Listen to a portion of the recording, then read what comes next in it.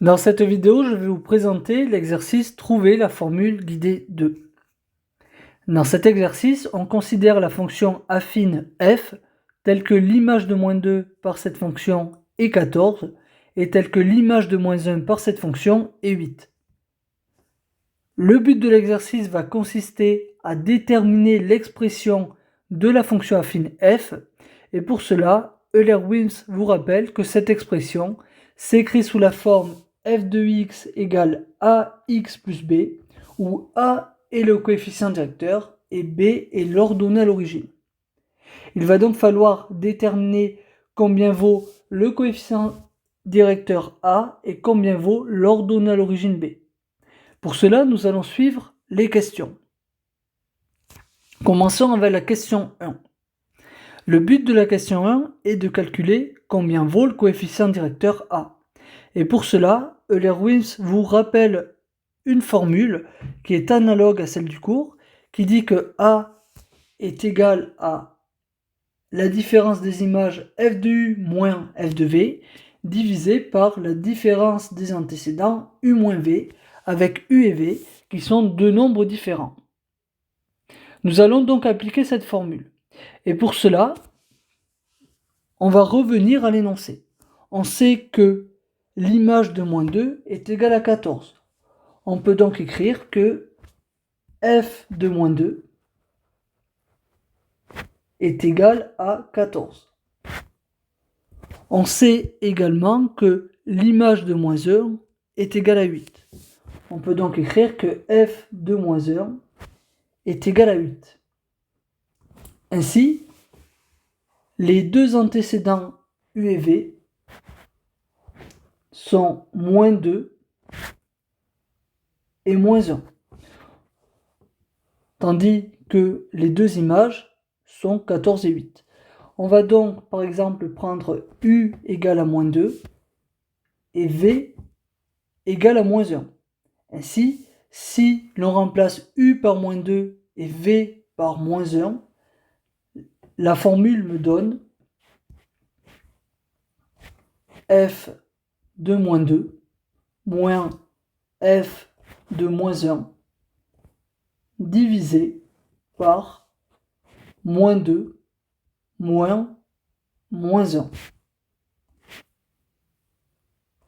Alors, moins 2 moins 1 me donne moins 2 plus 1, c'est-à-dire moins 1. Et au numérateur, on va remplacer f de moins 2 par 14. C'est une donnée de l'énoncé. Et f de moins 1, on remplace par 8. C'est également une donnée de l'énoncé.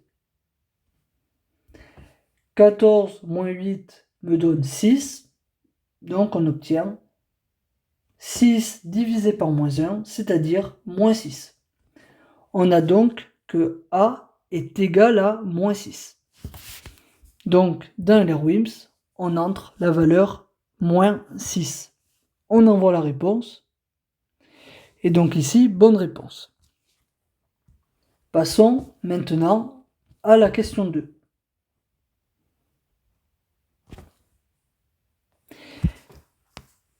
Alors, dans cette question 2, on déduit que l'expression de la fonction f est de la forme f de x égale moins 6 fois x plus b. On a donc remplacé a par moins 6.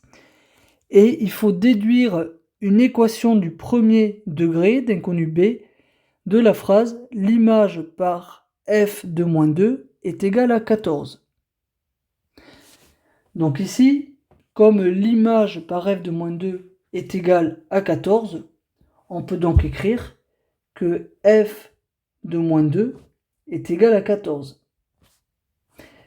Pour calculer f de moins 2, nous allons remplacer x par moins 2 dans l'expression de f de x. Cela me donne donc moins 6 facteur de moins 2 plus b.